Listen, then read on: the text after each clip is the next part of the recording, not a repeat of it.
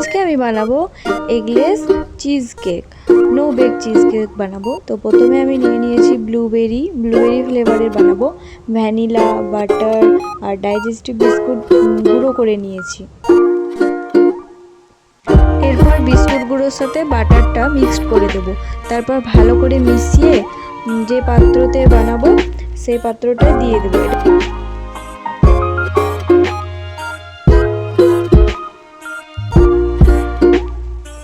Cream নিয়েছি, এবার whip ক্রিমের সাথে blueberry crush, vanilla essence, cream cheese এগুলো সব দিয়ে আমি ক্রিমটা তৈরি করে নেব।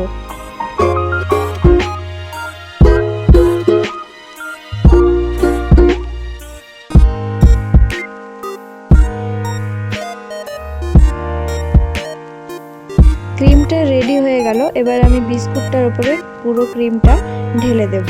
এরপর ওভারনাইট ফ্রিজে সেট হতে রেখে দেব। ওভারনাইট ফ্রিজে রাখার পর এটা রেডি হয়ে গেছে। এবার বার করে আমি ওপরটা একটু ব্লুবেরি ক্রাশ দিয়ে আর কিছুটা ব্লুবেরি দিয়ে ডেকোরেট করে নিয়েছি।